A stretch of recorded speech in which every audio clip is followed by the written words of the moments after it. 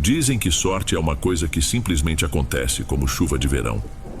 Para alguns, ela vem como uma tempestade e inunda a vida toda. Para outros, é só aquela garoa fina que mal dá para sentir, mas que um dia, sem que você perceba, já te deixou encharcado. Eu demorei muito para entender que a sorte não é cega. Pelo contrário, ela enxerga muito bem, escolhe a dedo em qual porta vai bater e, pior, sempre deixa um boleto para ser pago depois. A minha história, a da minha família, começou a mudar no ano em que meu avô Jardel veio morar com a gente. Eu era pequena, mas já entendia o suficiente para saber que a chegada dele não foi um motivo de festa. Meus pais, Edmundo e Aurélia, viviam numa corda bamba financeira. Meu pai passava meses sem um emprego de carteira assinada, pegando umas empreitadas que nunca davam em nada. Minha mãe se virava vendendo cosméticos de catálogo e fazendo salgadinho para a festa, mas o dinheiro era curto, sempre contado. Morávamos num sobrado pequeno desses com a escada já na entrada da sala.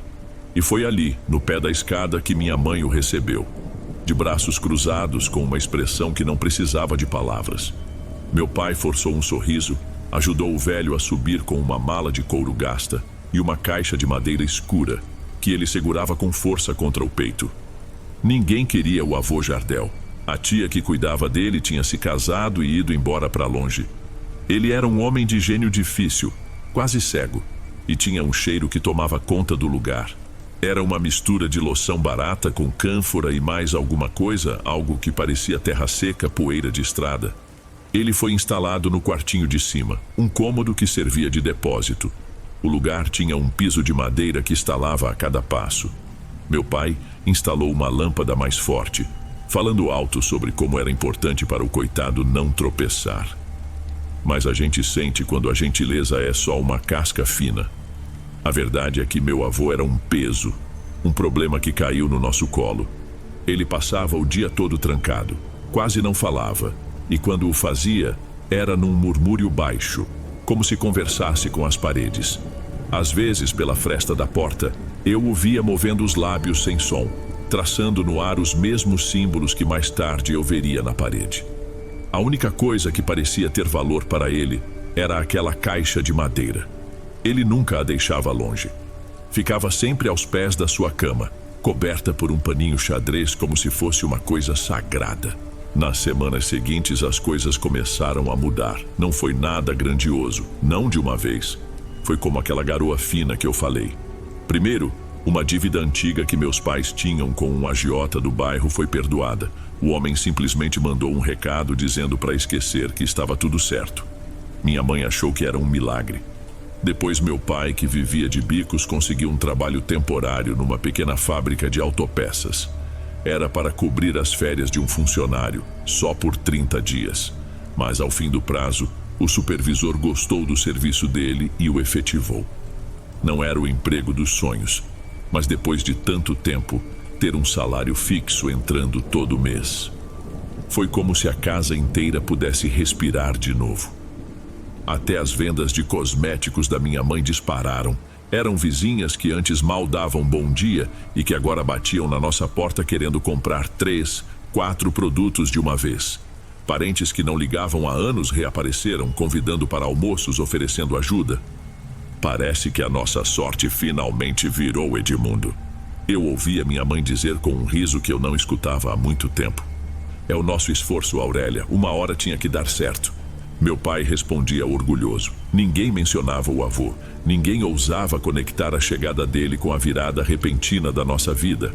Mas eu, do meu jeito de criança, sentia. Eu via meu avô sentado na cadeira de balanço que puseram no seu quarto de frente para a janela, murmurando coisas que o vento levava. Às vezes, um cheiro diferente, de erva queimada, escapava pela fresta da porta. Para mim, a sorte tinha um endereço. O quarto no fim do corredor de cima. Quando as coisas melhoram, a gente relaxa. E quem relaxa demais, se descuida. Meu pai foi promovido na fábrica, virou líder de setor. Minha mãe, com o dinheiro que entrava, reformou a cozinha e até comprou umas roupas novas. Pela primeira vez em anos, eles pareciam um casal normal, fazendo planos, rindo na sala depois do jantar. E no meio dessa alegria toda, meu avô Jardel foi se tornando invisível de novo. Ele era só o velho no quarto de cima, uma responsabilidade que eles cumpriam sem tocar no assunto, com pratos de comida e um boa noite apressado. A primeira grande falha aconteceu num sábado. Meus pais decidiram fazer um churrasco para comemorar a promoção. Convidaram tios, primos. A casa ficou cheia. A música estava alta, o cheiro de carne invadia a rua. Eu lembro de ter subido para ver o avô. Ele estava sentado na sua cadeira, de costas para a porta. Era como se a festa estivesse acontecendo em outra casa. Levaram um prato para ele, mas a comida já estava fria e remexida. Ninguém se lembrou de levar um copo de refrigerante. Ele não gosta de barulho. Minha mãe justificou para uma tia, dando de ombros. É melhor ele ficar quieto no canto dele. Na segunda-feira, meu pai foi assaltado. Aconteceu a 2 ruas de casa, quando ele voltava do trabalho. Levaram o relógio que ele tinha acabado de comprar, a carteira com todo o salário do mês e ainda o agrediram. Ele chegou em casa com o rosto inchado, a camisa rasgada e um olhar vazio que eu nunca tinha visto. O silêncio que caiu sobre a casa foi pesado. A alegria do fim de semana tinha se desmanchado. Naquela noite eu ouvi meus pais discutindo no quarto deles. As vozes eram sussurros nervosos, cortados. Foi depois de sábado, Edmundo, a gente descuidou do seu pai. Minha mãe dizia, a voz trêmula: "Pelo amor de Deus, Aurélia, não começa com essa loucura." Meu pai respondeu irritado: "Fui assaltado, acontece todo dia com um monte de gente. O que o velho tem a ver com isso? E o dinheiro, o salário inteiro, logo agora, você não acha estranho?" Houve uma pausa. Eu, encolhida no meu quarto, sabia que minha mãe estava certa. No dia seguinte, a rotina mudou. Minha mãe preparou um café da manhã reforçado e levou pessoalmente para o avô. Fez um caldo quente para o almoço, perguntando se a temperatura estava boa. Meu pai, mesmo contrariado e dolorido, subiu até o quarto dele à tarde. Eu espiei pela fresta da porta. Ele estava em pé, sem graça, perguntando se o velho precisava de algum remédio, se queria alguma coisa. Seu Jardel apenas balançou a cabeça devagar, sem encará-lo. 2 dias depois, o supervisor da fábrica chamou meu pai para uma conversa. Um dos líderes de outro setor tinha sofrido um acidente de carro e ficaria afastado por meses. Eles precisavam de alguém de confiança para cobrir a vaga, que tinha um salário maior e mais benefícios. A vaga era do meu pai. A sorte, de alguma forma, tinha voltado para bater na nossa porta, exigindo passagem. E foi aí que eu entendi. Não era sorte, era um acordo. E nós tínhamos acabado de pagar a primeira multa pelo atraso na parcela. Os anos que se seguiram funcionaram nessa lógica. Era um acordo, uma troca silenciosa. Enquanto meu avô era tratado com um mínimo de dignidade, um prato de comida quente, uma conversa breve, um remédio na hora certa, tudo corria bem. O negócio da minha mãe prosperava. Meu pai subia de cargo na fábrica, mas bastava o conforto gerar esquecimento para a cobrança vir. Uma vez minha mãe reclamou que o cheiro de fumo de rolo do avô estava impregnando as cortinas novas. Passou a deixar o prato dele na escada para que eu levasse. Na mesma semana, ela desenvolveu uma alergia de pele tão agressiva que os médicos não encontravam a causa. As manchas só sumiram no dia em que ela, em desespero, subiu e pediu desculpas ao velho, dizendo que ia mandar lavar todas as cortinas para ele não se sentir mal. Eles sabiam, é claro que sabiam. Mas admitir em voz alta seria admitir o que estava acontecendo, tornar aquilo real demais. Então, viviam na negação, tratando as próprias ações como meras gentilezas ou coincidências. Eu, já na adolescência, via tudo com uma clareza que me deixava amarga. Para os meus pais, eu era só uma garota quieta. Mas para o meu avô, eu era a única pessoa da casa que não mentia. Ele me chamava para sentar ao seu lado na cama que cheirava a ervas e poeira. O que se alimenta cria força. Ele me disse uma vez, a voz rouca que parecia um chiado seco: "Não importa se é bicho, planta ou outra coisa, se você dá de comer, aquilo te reconhece." Ele me mostrou os símbolos que entalhava com um canivete na parede atrás da cabeceira da cama. Eram traços que não formavam letras, pareciam raízes ou raios. "Este aqui é para fartura, não esquecer o caminho de casa." Ele apontou com o dedo trêmulo. E este outro é para visita indesejada não criar raiz. Um dia, a curiosidade foi mais forte que o medo. Enquanto ele dormia seu sono pesado da tarde, eu abri a caixa de madeira. Dentro, além das velas e santinhos de rosto esquisito, que não eram santos de igreja, eu vi uma figa de madeira escura e polida, um saquinho de pano com sal grosso e galhos de arruda já secos. E no fundo, enrolado num trapo vermelho, um pequeno crânio de animal. Pequeno demais para ser de um cachorro, mas com dentes afiados demais para ser de um coelho. Fechei a caixa com tanto cuidado que mal respirei. Aquilo não era reza, era trabalho. Era um pacto mantido com oferendas e respeito. Um respeito que meus pais só conseguiam fingir quando o medo apertava. O auge da nossa prosperidade foi também o começo do fim. Meu pai foi chamado para ser gerente em outra fábrica, um cargo com um salário que, para nós, era coisa de cinema. Minha mãe conseguiu alugar um pequeno ponto comercial e abriu sua própria loja de roupas. De repente, éramos outra classe de gente, como ela gostava de dizer. E nessa nova vida, não havia mais espaço para a gratidão, nem mesmo a fingida. Meu avô Jardel foi esquecido. Sua comida era deixada na porta do quarto. Seus murmúrios se tornaram mais fracos, e os estalos de sua bengala na escada desapareceram.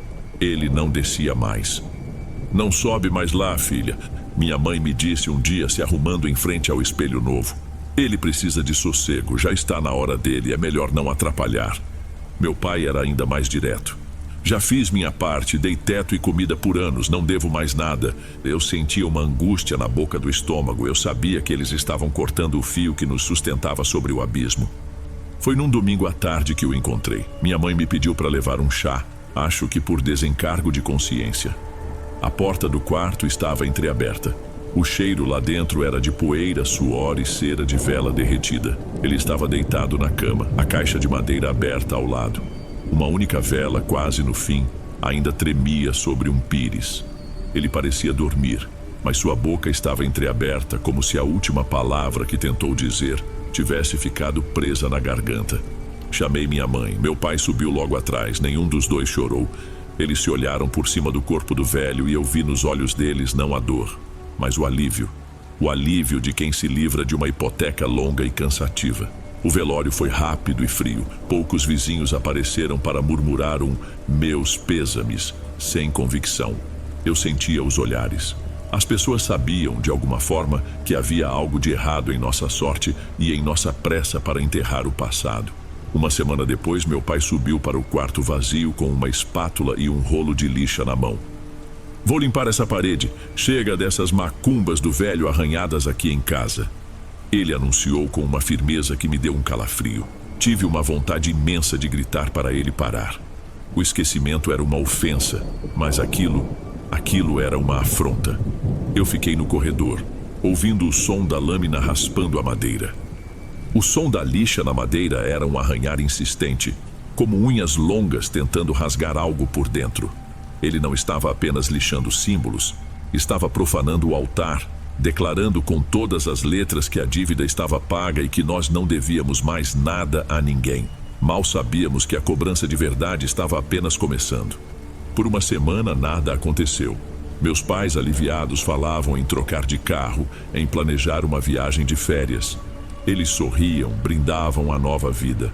Acreditavam de verdade que tinham se livrado do peso morto e ficado apenas com a parte boa. Mas aquela sorte toda não era nossa de verdade. E o verdadeiro dono veio cobrar a conta. Primeiro, os vizinhos barulhentos voltaram com mais força. As vendas na loja da minha mãe caíram drasticamente, sem nenhuma explicação. Meu pai, o gerente orgulhoso, foi demitido 6 meses depois do funeral do avô, acusado de um desfalque que ele jurava não ter cometido. A humilhação o quebrou. A casa também começou a morrer. Goteiras surgiam em dias de sol. Rachaduras finas como veias apareciam nas paredes da noite para o dia. E o quarto do meu avô. De lá, vinha um cheiro constante de umidade e mofo, um odor de terra remexida que descia pela escada e empestava a casa toda. Meus pais mandaram fechar a porta, mas o cheiro atravessava a madeira.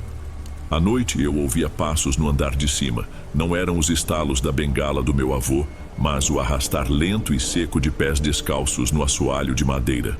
Meus pais se encolhiam debaixo das cobertas e fingiam não ouvir. Eles pararam de brigar e passaram a se suportar num silêncio carregado de culpa. Com o tempo, eles se foram. Minha mãe foi a primeira. Doente, envelhecida e sem um tostão, voltou para a casa dos pais dela em outra cidade. Meu pai ficou um pouco mais, até vender o carro para pagar as dívidas. Um dia, arrumou uma mala e sumiu, foi para o norte, segundo me disseram. Deixaram a casa para mim. Belo presente. Ninguém nunca quis comprá-la. As pessoas do bairro olham para ela e se benzem. No desespero que se seguiu, quando o cheiro de mofo se tornou insuportável, tentei reagir. Lembrei do saquinho de pano do meu avô. Enchi um com sal grosso e galhos de arruda que arranquei do jardim de uma vizinha e o deixei na porta do quarto dele. No dia seguinte, o saquinho estava no chão do corredor, rasgado, com o sal espalhado, formando uma trilha escura que levava de volta para debaixo da porta. A mensagem era clara. O sócio do meu avô não me aceitava. Ele não queria meus cuidados. Ele queria o dono original. Ou, na falta dele, a herdeira da dívida. Hoje sou uma mulher adulta e ainda vivo aqui. As pessoas me perguntam por que não vou embora. Eu digo que é por apego, mas é mentira. É por medo. Eu sei que não posso simplesmente dar as costas e sair. O quarto dele continua fechado. Há alguns meses precisei subir no telhado para consertar umas telhas e passei em frente à porta. Estava manchada de umidade. Por impulso girei a maçaneta e a porta se abriu com um gemido. Olhei para a parede atrás de onde ficava a cama. A madeira, antes lixada pelo meu pai, estava escura e estufada. E nela, fraco, mas visível, estava um dos símbolos do meu avô. Aproximei a mão, tremendo. Passei os dedos sobre o desenho. A superfície estava lisa. O símbolo não estava arranhado na madeira. Ele estava sendo empurrado para fora, vindo de dentro da parede. Meu avô não rezava para se proteger de algo. Ele alimentava um sócio. E agora, eu sou a única que restou na casa para cuidar da sociedade. A herança que ele me deixou não foi a casa. Foi a sociedade.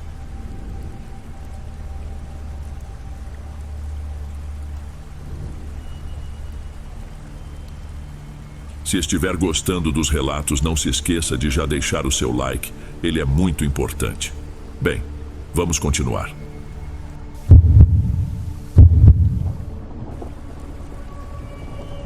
Acho que certas casas, principalmente as muito grandes e antigas, já nascem com vocação para o vazio. Elas são construídas para abrigar gerações, para ecoar risadas nos corredores e ranger com o peso de muitas vidas, mas no fim, acabam servindo de abrigo só para o silêncio. E o silêncio, quando tem muito espaço para crescer, vira outra coisa. Vira uma presença. Antes de entender isso na pele, minha vida era bem mais simples. Eu morava numa cidadezinha do interior, daquelas que todo mundo se conhece. Mas ambição de jovem é fogo, né? Juntei o que tinha e o que não tinha e fui tentar a vida na capital. No começo, para me virar, eu fazia conservas e compotas, daquelas de receita de avó, e vendia numa feira de bairro, num daqueles pontos mais afastados do centro. Foi ali que conheci Dona Elisa no começo de 2012. Ela parou na minha barraca, uma senhora elegante, de cabelo sempre arrumado e olhar sereno, mas com uma tristeza funda, que eu só fui entender depois. Ela comprou um pote de doce de abóbora e na semana seguinte voltou. Na terceira visita, ela me olhou de um jeito diferente. Moça, você me parece uma pessoa de confiança e de valor. Ela disse isso ajeitando o lenço de seda no pescoço. Eu só agradeci, meio sem jeito. Não quer vir trabalhar para mim? A casa é grande, preciso de ajuda com a organização e com as crianças. Ofereço moradia, comida e um salário justo. Um salário bem melhor do que você deve tirar aqui. A proposta me pegou de surpresa. Eu gaguejei um pouco, fiz as perguntas que precisava fazer e, no fim, o que ela oferecia era mais do que eu poderia sonhar em juntar em um ano inteiro de feira. Na outra semana, eu já estava me mudando para o quarto de empregada de um casarão num bairro nobre, desses que a gente só vê em novela. O patriarca, seu Reginaldo, eu nunca via. Era um homem de negócios, sempre viajando. A casa era de Dona Elisa e dos netos, que ela criava praticamente sozinha, já que os filhos mal apareciam. A vida ali dentro era assim, silenciosa, organizada e solitária. Foi nesse cenário que 2 anos depois recebemos a notícia. Seu Reginaldo, o fantasma que pagava as contas, tinha sido diagnosticado com um câncer agressivo. Ele passou os últimos meses em casa e morreu no próprio quarto numa tarde de outubro. O velório foi cheio, mas de um jeito estranho. Era um monte de gente de terno, com apertos de mão firmes e olhares de circunstância. Eram sócios, funcionários de alto escalão, gente do mundo dele. Da família mesmo, parecia mais um alívio disfarçado do que luto. Quando a última pessoa foi embora e a porta se fechou, a casa pareceu ficar mais leve. O silêncio que se instalou depois foi diferente, mais definitivo. Foi aí que as coisas começaram. A primeira a notar, claro, foi quem não usa palavras para se explicar. O cachorro da casa, Dudu, um fila brasileiro enorme e geralmente muito dócil, mudou completamente. Ele, que antes circulava por todo o andar de baixo, passou a empacar na porta do escritório de seu Reginaldo. Ele parava, o pelo do lombo todo eriçado, e soltava um tipo de rosnado baixo que vinha do fundo do peito. Não era um latido de alerta, era um aviso. Uma vez tentei empurrá-lo com a perna para ver se ele entrava. Ele se encolheu e choramingou, como se eu estivesse mandando ele pular num poço. Achei esquisito, mas pensei que podia ser o cheiro do remédio que ainda estava impregnado no ar, sei lá. Depois veio o neto mais velho, Bernardo, um rapaz de uns 15 anos, sempre quieto no canto dele. Uma noite eu desci para beber um copo d'água e ouvi um barulho vindo do quarto principal, o quarto onde seu Reginaldo tinha falecido. A porta estava entreaberta. Espiei e o que eu vi me deixou travada no lugar. Bernardo estava ajoelhado ao lado da cama vazia, com a testa apoiada no colchão. Ele não chorava. Ele sussurrava coisas que eu não entendia numa conversa de uma pessoa só. Toquei no ombro dele bem devagar. Bernardo! Ele deu um salto assustado, olhou para mim, depois para a cama e ele parecia genuinamente confuso. Ele não fazia ideia de como tinha ido parar ali. No dia seguinte comentei com Dona Elisa com todo o cuidado. O Bernardo anda meio sonâmbulo, encontrei ele no seu quarto esta noite. Ela suspirou mexendo o café. É o luto, Débora, cada um reage de um jeito. Esse menino sempre foi sensível demais. Vou ver se marco uma terapia para ele. Ela não deu importância. Para ela tudo tinha uma explicação lógica, uma solução prática. Mas para mim, que sentia o frio inexplicável no corredor do segundo andar e ouvia o arrastar de móveis no meio da madrugada, a lógica já não estava servindo para muita coisa. Com a recusa de Dona Elisa em enxergar o óbvio, eu me calei. Comecei a achar que talvez ela estivesse certa, que a minha cabeça, cansada e sugestionada pela energia da casa, estivesse me pregando peças. Tentei por semanas ignorar. Varria os cantos sem olhar muito, limpava os móveis cantando baixo, qualquer coisa para preencher o silêncio e não dar margem para a minha própria mente me assustar. Mas a casa não deixou. Aos poucos, as coisas estranhas começaram a ficar mais específicas. Pareciam ter a cara do seu Reginaldo. O escritório dele ficava trancado desde a sua morte. Dona Elisa me deu a chave e pediu que eu fizesse uma limpeza geral para, segundo ela, arejar as memórias. Entrei ali com um balde e panos, mas o que me recebeu não foi cheiro de guardado. Foi um cheiro forte e muito específico de charrilho. Era a marca que ele usava. Eu reconheceria em qualquer lugar.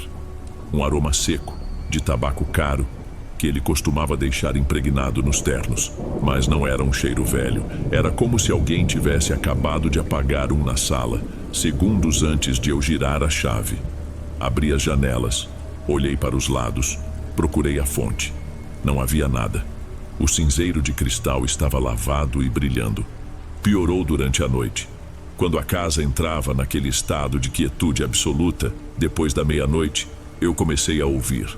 Vinha do andar de baixo, do escritório. Um som rítmico, quase um ciciar. O raspar de uma ponta de caneta no papel, rápido e constante.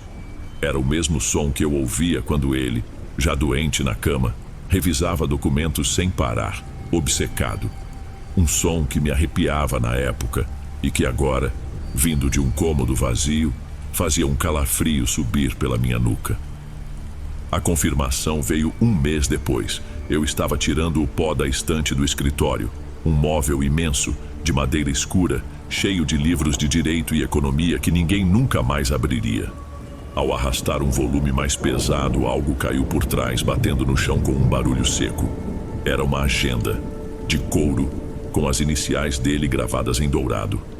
A agenda daquele mesmo ano. Por curiosidade, comecei a folhear. Vi anotações de voos, reuniões, nomes de empresas. E então eu vi outra coisa. Na página do dia 23 de maio, estava escrito: Aniversário Bernardo, 15 anos. Foi a noite em que encontrei o garoto ajoelhado ao lado da cama. Virei mais algumas páginas. Uma semana depois, uma anotação: Jantar de bodas, 28 anos. Lembrei que foi o dia em que o cheiro de charrilho estava tão forte que até Dona Elisa reclamou do vizinho mal-educado. Fui voltando nas minhas memórias cada vez com mais certeza. O som da caneta sempre aparecia nas noites de fechamento de mês, datas que na agenda estavam marcadas como relatório final. Ele não estava apenas vagando pela casa. Ele estava preso no seu antigo calendário, repetindo os dias em que esteve ausente, revivendo os compromissos que o levaram para longe da família. E eu era a única pessoa ali que estava percebendo o calendário fantasma que ele continuava a seguir.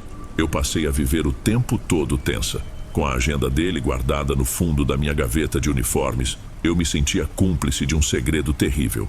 Eu sabia quando a casa ficaria mais inquieta. Eu sabia os dias em que um cheiro, um som, um vulto no canto do olho iria se manifestar. Dona Elisa, alheia a tudo, continuava sua rotina com uma calma que me dava calafrios. Ela não via, não ouvia, não sentia. Para ela, a casa estava finalmente em paz. Essa paz de mentira acabou numa manhã de terça-feira. Chovia fraco lá fora. Nós tomávamos o nosso café da manhã em silêncio na cozinha, como sempre. Ela mexia na xícara, o olhar perdido na janela. Hoje eu estou com um cansaço que não me pertence. Ela disse, se levantando com um suspiro. Vou me deitar um pouco. Eu assenti e comecei a recolher a louça. Levei as xícaras para a pia e foi quando eu ouvi. Primeiro, um grito curto, um susto. Logo em seguida, uma sequência de baques surdos e rápidos que terminaram com um baque final pesado e oco. Corri para a sala de estar. A escadaria imensa de madeira escura e polida estava ali, como se observasse tudo. E lá embaixo, caída de um jeito torto no último degrau, estava Dona Elisa. Ela estava de olhos abertos, a respiração curta, uma das pernas dobrada num ângulo que não era natural. Eu não gritei. Apenas deixei as xícaras caírem da minha mão e corri para o telefone. No hospital, o diagnóstico foi rápido: fratura de quadril. Uma queda feia que para uma senhora da idade dela significaria cirurgia e meses de recuperação. Eu fiquei com ela no quarto, esperando um dos filhos, que demorava uma eternidade para chegar. Ela estava pálida sob o efeito de analgésicos, mas os olhos estavam assustadoramente lúcidos. Foi ela quem quebrou o silêncio. Não foi um simples tropeço, Débora. A voz dela era um fio, fraca, mas firme. Eu me aproximei da cama. Como assim, Dona Elisa? A senhora se sentiu mal? Ela negou com a cabeça muito devagar e olhou para mim. Era a primeira vez que eu via medo de verdade nos olhos dela. Um medo que não tinha explicação médica. Eu pisei em falso no primeiro degrau. Me desequilibrei. Mas quando eu estava caindo, Débora, eu vi. Ela fez uma pausa, engolindo em seco. Ele estava lá embaixo, no pé da escada, parado, me olhando cair. Meu coração parecia ter parado. Eu me inclinei mais, a voz quase não saiu. Quem, Dona Elisa? O Reginaldo. Ela sussurrou. Ele estava lá. Eu precisei saber. Ele te empurrou? Não. A resposta dela foi o que me gelou por dentro. Não era um olhar de raiva. Era desespero. Era o mesmo olhar que ele tinha nos últimos dias. Um olhar de quem sabe que errou, de quem quer consertar e não sabe como. como se ele estivesse me mostrando o que acontece quando não se tem mais onde se segurar. Naquele quarto branco e hospitalar foi quando eu tive certeza de que não estava ficando louca. Eu não estava mais sozinha. E isso, de alguma forma, era muito pior. Dona Elisa voltou para casa numa cadeira de rodas para uma recuperação que seria longa e penosa. Mas o osso quebrado era a menor das suas preocupações. O medo tinha se instalado nela. E uma mulher como ela, acostumada a ter o controle de tudo, não sabia conviver com o medo. 2 dias depois de voltar, ela me chamou no seu quarto. Débora, ligue para a paróquia do bairro. Marque com o padre para ele vir benzer a casa. A voz dela não admitia discussão. Pela primeira vez, os filhos concordaram sem questionar. Ver a mãe, a rocha da família, tão fragilizada e assustada, foi a única coisa que conseguiu romper a indiferença deles. O padre chegou numa quinta-feira à tarde. Era um senhor já de idade, o padre Ismael, com um olhar cansado de quem já ouviu todos os pecados e tristezas do mundo. Ele nos ouviu, a mim e a Dona Elisa, que contamos uma versão resumida e cuidadosa dos fatos. Ele não demonstrou surpresa, nem descrença. Apenas escutou, balançando a cabeça. Depois começou a bênção. Nós o seguimos, um pequeno e estranho cortejo. Os 2 filhos, desconfortáveis em seus próprios lares, Dona Elisa na cadeira de rodas e eu, um passo atrás. Ele andava devagar, aspergindo água benta nos cantos de cada cômodo, recitando trechos em latim que eu não entendia. O cheiro do incenso se misturou ao cheiro de limpeza da casa. Por um momento, uma paz estranha pareceu se instalar. Uma quietude que eu quis com todas as minhas forças que fosse definitiva. Quando terminou, ele se sentou conosco na sala. Disse, olhando diretamente para Dona Elisa: minha filha, a bênção ajuda a purificar o ambiente. Mas há certas inquietações que não vêm das paredes, e sim das memórias. A alma de um homem como seu marido, que viveu para o trabalho, talvez não encontre descanso no céu se deixou pendências na terra. E o que podemos fazer, padre? Perguntou um dos filhos. Rezem por ele, mas não com a boca e sim com o coração. Visitem o túmulo, conversem, perdoem os erros dele e peçam perdão pelos de vocês. Uma alma precisa de afeto para poder partir. Por 2 dias a casa ficou muda. Um silêncio limpo, esperançoso. Eu comecei a relaxar os ombros, a dormir uma noite inteira sem acordar com qualquer ruído. Pensei que tinha acabado. Foi um engano. Na 3ª noite a paz se quebrou, mas o padrão tinha mudado. O cheiro de charrilho não voltou. O som da caneta no escritório não se repetiu. Era algo novo. Comecei a sentir uma presença constante, mas só quando estava sozinha. Era a sensação nítida de ter alguém no mesmo cômodo, um pouco atrás de mim. Eu me virava, e não havia nada. Passei a ouvir sussurros, mas não eram palavras. Era só o som, o sopro de uma voz, tão baixo que eu achava que era o vento. A agenda que eu guardava na gaveta uma manhã apareceu sobre a minha cama, aberta numa página em branco. Senti um calafrio de compreensão. Ele tinha desistido da família. O ritual não o expulsou. Apenas o convenceu de que os filhos e a esposa jamais o ouviriam. A bênção do padre funcionou como um funil, canalizando toda aquela angústia, todo aquele arrependimento, para a única pessoa que ainda prestava atenção. Europa. A família se agarrou à ilusão de que a bênção tinha funcionado. Dona Elisa, aos poucos, começou a sorrir de novo, falando da fisioterapia, dos netos, de qualquer coisa que não fosse a lembrança daquela queda. Os filhos, aliviados, voltaram às suas vidas ocupadas, satisfeitos por terem resolvido o problema. A casa, para eles, estava em paz. Mas eu sabia a verdade. A paz deles virou o meu inferno. O medo virou parte do meu dia a dia. Era o meu nome sussurrado pelo vento quando não havia vento. Era a sensação de dedos frios roçando meu braço quando eu passava por um corredor vazio. Era a certeza de que, ao me olhar no espelho, havia sempre um vulto a mais no reflexo, um contorno escuro parado atrás do meu ombro, que sumia se eu tentasse focar. Eu aprendi a não me virar mais. Aprendi a conviver com o terror constante e silencioso, o meu purgatório particular. O fim, ou o começo do fim, não sei dizer, aconteceu numa noite de quinta-feira, quase 3 meses depois da visita do padre. A casa estava mergulhada na escuridão. Todos dormiam. Eu tinha terminado de ajeitar a cozinha e fazia minha ronda final, apagando as últimas luzes de abajur. Ao passar pelo grande espelho do hall, hesitei. O que você ainda quer? Pensei, com uma mistura de raiva e esgotamento. No mesmo instante, ouvi um clique metálico e suave vindo do final do corredor. A tranca da porta do escritório. Não um som agressivo, mas um estalo de reconhecimento. Uma resposta. Foi então que parei no corredor principal. À minha direita, a porta do escritório de seu Reginaldo estava, como sempre, fechada. Mas a escuridão que vazava pela fresta debaixo dela parecia mais densa, mais fria. Eu fiquei parada, o corpo rígido. Eu sabia que ele estava ali. A presença era quase sólida, uma pressão no ambiente. Esperei, o coração batendo na garganta, esperando um som, um movimento, qualquer coisa. O silêncio se esticou por 1 minuto inteiro. E então veio. Não foi um gemido nem um lamento. Veio de dentro da escuridão do escritório, mas soou como se estivesse sendo dito diretamente no meu ouvido. Uma voz de homem cansada. Um sussurro cheio de um arrependimento pesado, cansado. Uma única palavra. Débora. Eu não gritei. Acho que não me restava mais força para isso.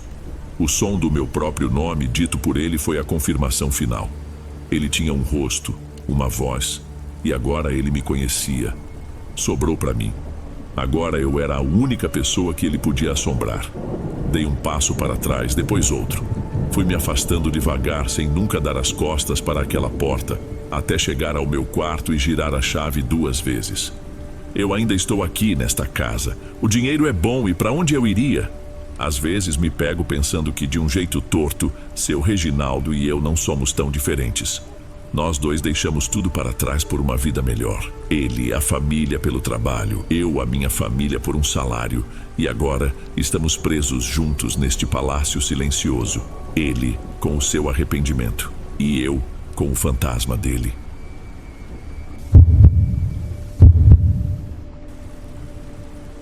Toda família tem suas manias, eu acho. A minha, pelo menos o lado da minha mãe, tinha uma regra não dita. A gente não falava sobre o tio Manuel. Não se perguntava dele, não se comemorava o aniversário dele e a gente definitivamente não visitava a casa dele. Por isso, quando minha mãe me ligou, em uma terça-feira cinzenta de 2022, para dizer que ele tinha morrido, um silêncio esquisito ficou entre nós. Não era de luto. Era um silêncio de alívio e de outra coisa que eu não sabia nomear. A verdade, e tenho certa vergonha de admitir isso, é que a notícia não me trouxe tristeza. Tio Manuel era uma figura distante, mais uma lenda do que um parente. O homem que construiu um pequeno império do nada, emprestando dinheiro a juros para metade da região e que, segundo meu pai, preferia perder um braço a perdoar uma dívida. A gente se afastou por causa disso, por umas contas que nunca foram acertadas. E agora, com meu pai apertado, com a oficina dando mais despesa que lucro, uma parte feia de mim pensou que talvez a morte do velho pudesse ser um recomeço para nós. Decidi ir ao velório. Minha mãe disse para não ir, que não valia a pena desenterrar essa história, mas eu insisti.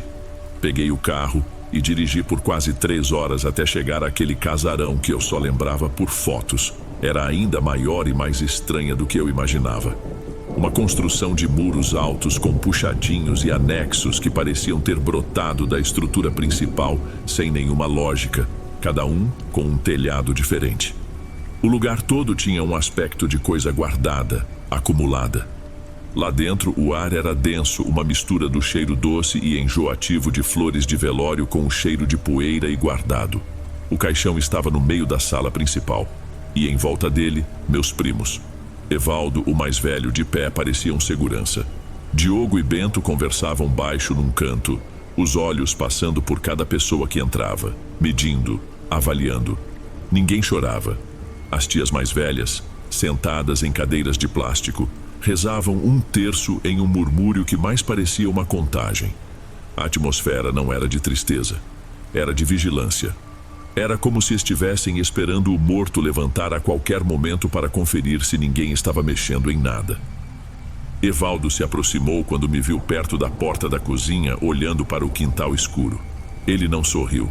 O rosto dele parecia cansado, mas os olhos estavam alertas.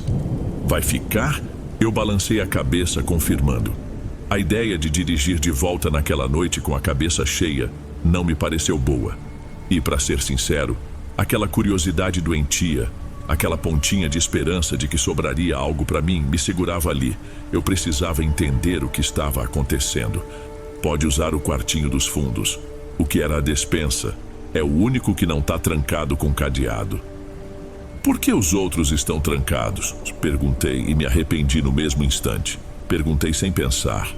Evaldo deu um meio sorriso, sem mostrar os dentes.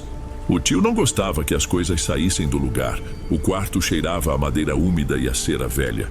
Prateleiras empoeiradas iam do chão ao teto, atulhadas de latas com rótulos desbotados, sacos de papel amarrados com barbante e caixas de papelão com datas escritas numa caligrafia tremida. Mal havia espaço para uma cama de campanha que Evaldo me indicou. Deitei ali e fechei os olhos, mas o sono não vinha. Cada estalo da madeira da casa, cada zumbido distante, parecia um lembrete de que eu estava dentro de uma grande caixa forte. Uma que não guardava só coisas, mas segredos. Levantei depois de 1 ou 2 horas com a boca seca. Um fio de luz vinha do corredor. Eram vozes. Fui andando na ponta dos pés, o piso frio sob meus pés. Na cozinha, debaixo de uma lâmpada que piscava um pouco, estavam Diogo e Bento. A mesa, que antes servia café e pão, agora tinha sobre ela um caderno de capa preta, um maço de notas de dinheiro e algumas chaves enferrujadas. Eles não estavam de luto, estavam trabalhando. Diogo apontava para uma linha no caderno e Bento balançava a cabeça. Esse aqui já faz tempo demais, Bento falou baixo. O velho não ia gostar da demora. Eu sei, mas a família se mudou, fica difícil achar. A gente acha, tudo tem que voltar para o lugar certo. Eu fiquei parado na boca da porta e foi Diogo quem me viu. Ele não se assustou, só endureceu a expressão. O que foi, primo? Perdeu o sono? Apontei com a cabeça para o caderno. O que é isso aí? Uma lista de convidados? A piada saiu sem graça nenhuma. Diogo fechou o caderno com um baque seco. Coisa do tio, contas. Ele se levantou e veio na minha direção. O cheiro dele era de suor e cansaço. Volte a dormir, amanhã é outro dia. A mão dele no meu ombro não foi um gesto de conforto. Foi um aviso, um empurrão sutil de volta para o meu lugar. Voltei para o catre, mas dormir era a última coisa que eu conseguiria fazer. A imagem daquele caderno preto e a seriedade dos meus primos não saíam da minha cabeça. Aquilo não era um inventário comum, era outra coisa. Cada rangido da casa agora soava diferente, como se a estrutura de madeira estivesse se mexendo, se ajustando em volta de mim. Fiquei ali, de olhos abertos no escuro, por um tempo que não sei medir. Foi um barulho do lado de fora que me fez sentar de novo, o corpo todo tenso. Um som raspado, ritmado. Alguém estava cavando. Fui até a janela pequena e empoeirada que dava para o quintal dos fundos. Afastei um pouco a cortina amarelada e olhei pela fresta. A noite ainda era fechada, mas uma luz de um poste distante iluminava uma parte do terreno. E lá estava Bento. Ele estava agachado perto do muro que dividia o terreno com uma casa abandonada. Com um pedaço de madeira, ele cavava a terra rápido, mas com cuidado, olhando para os lados a cada instante. Parecia um bicho escondendo alguma coisa. Depois de um momento, ele parou e enfiou a mão no buraco. O que ele tirou de lá não era uma caixa, era um embrulho sujo, um pacote disforme envolto em várias camadas de plástico e pano encerado, amarrado com um arame fino e enferrujado. Ele limpou a terra do pacote com um cuidado quase religioso. Por um segundo, ele olhou diretamente na direção da minha janela. Eu travei na hora, mas os olhos dele passaram por mim sem me ver, perdidos na própria tarefa. Com os dedos trêmulos, ele abriu uma parte do embrulho. Eu não consegui ver o que tinha dentro, não com aquela distância e com a luz fraca. mas vi a expressão no rosto dele.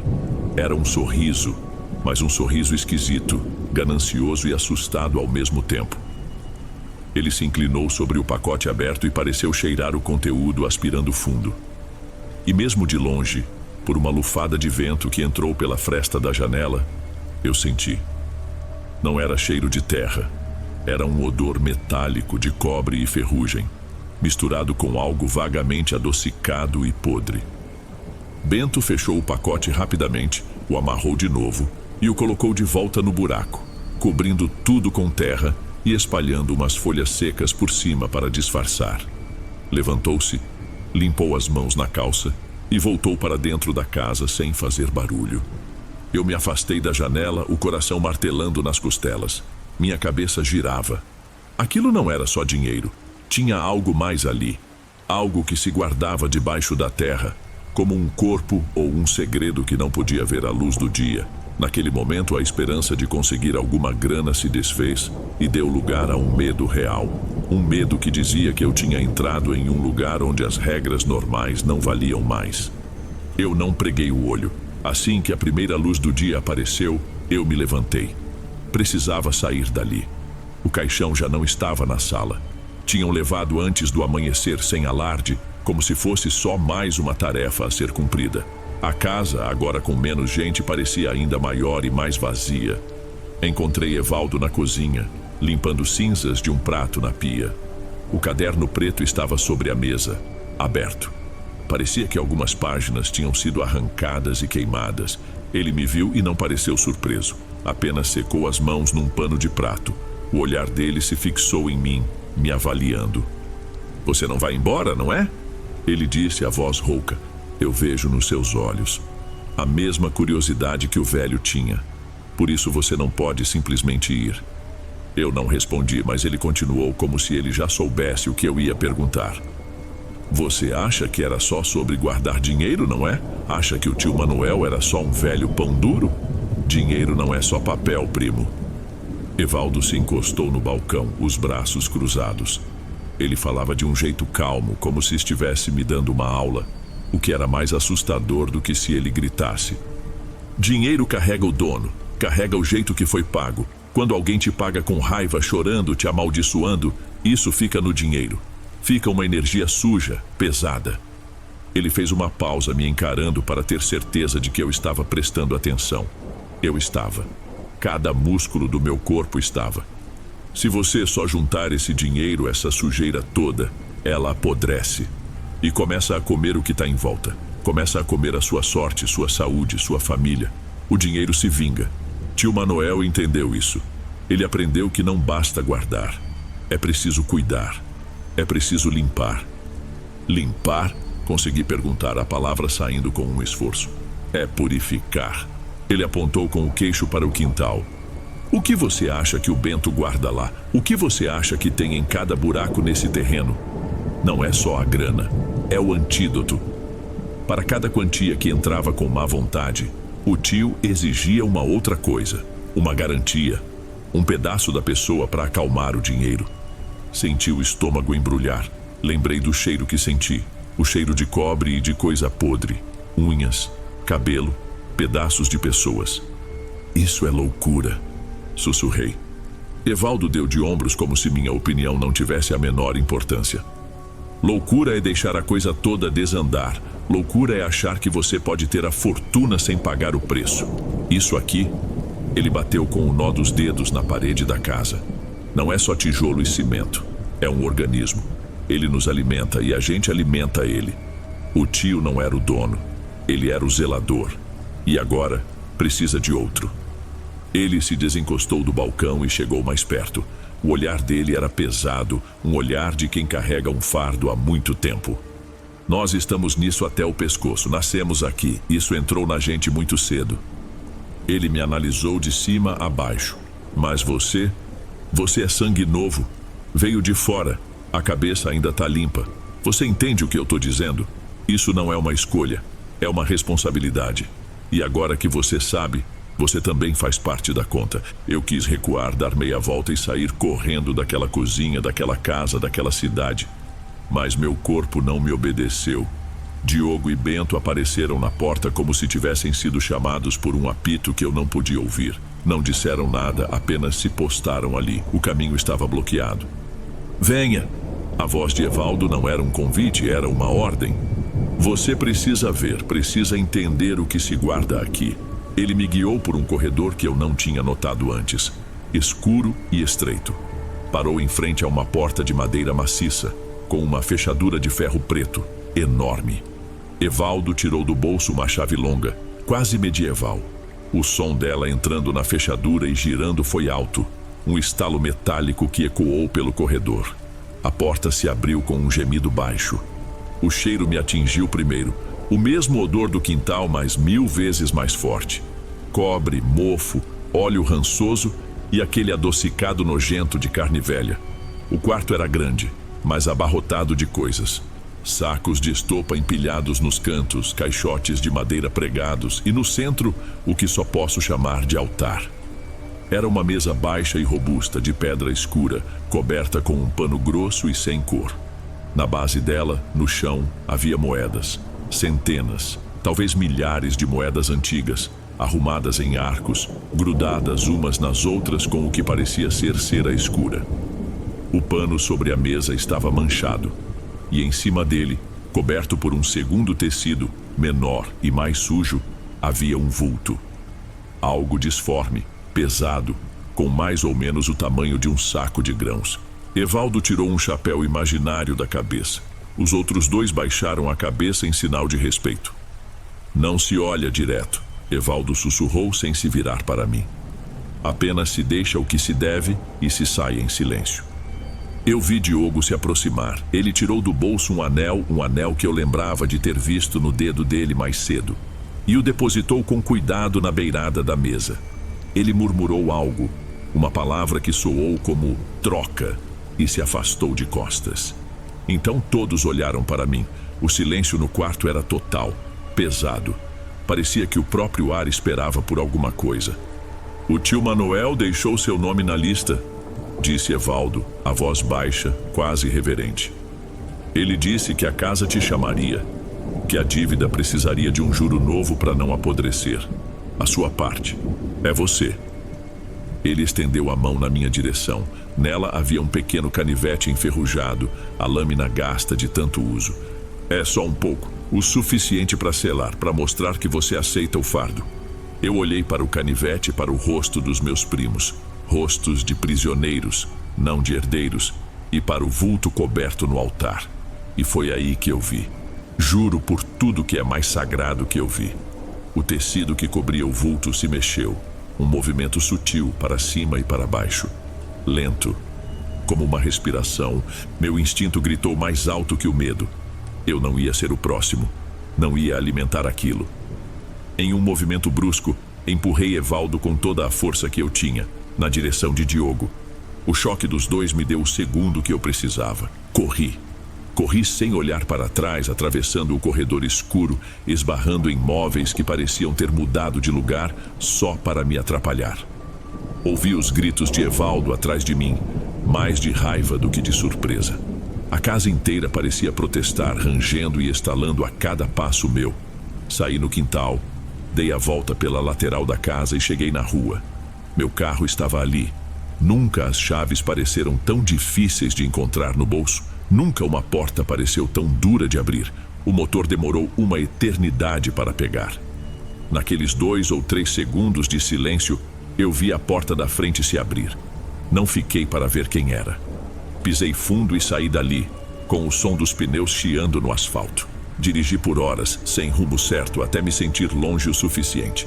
Só parei em um posto de gasolina na beira da estrada quando o sol já estava alto, as mãos tremendo tanto que mal consegui segurar a garrafa de água. Cheguei em casa no fim da tarde, exausto. Disse para a minha mãe que o velório tinha sido pesado e que eu não queria falar sobre aquilo. Ela entendeu, ou fingiu que entendeu. Nos dias seguintes, tentei voltar à normalidade. Mas algo tinha quebrado dentro de mim. O sono era difícil, e quando eu dormia, sonhava com corredores escuros e com o cheiro de cobre. Durante o dia, eu me pegava perdido em pensamentos, conferindo minha carteira de novo e de novo, contando as poucas notas que tinha ali. Comecei a organizar as coisas na minha mesa, não por limpeza, mas por uma necessidade de que tudo estivesse no seu lugar exato, milimetricamente alinhado. Uma desconfiança ruim de tudo começou a crescer em mim. Uma semana depois, fui pegar a calça que usei naquele dia para levar à lavanderia. Foi quando senti um peso no bolso. Enfiei a mão e tirei de lá uma moeda. Era antiga, escura, quase lisa de tão gasta. A data era quase ilegível, algo como 1940 e alguma coisa. Não sei como ela foi parar ali. Talvez Evaldo a tenha colocado no meu bolso quando me empurrou na cozinha. Ou talvez ela simplesmente tenha aparecido. Não importa. O que importa é o que eu senti quando a segurei. Uma vontade possessiva e irracional. A vontade de guardar, de proteger. Eu não me livrei dela. Não consigo. Ela fica na minha gaveta de meias. E todos os dias eu a pego, só para ter certeza de que ainda está lá. Eu escapei daquela casa, sim. Mas hoje eu entendo. A herança do tio Manoel não era o dinheiro ou os rituais. Era a semente da sua doença. E ela brotou em mim. Esses foram os relatos de hoje. Espero de coração que tenham gostado. E ficarei muito feliz em te ver nos próximos. Agora na tela, estou deixando outros 2 bons vídeos que certamente irão gostar.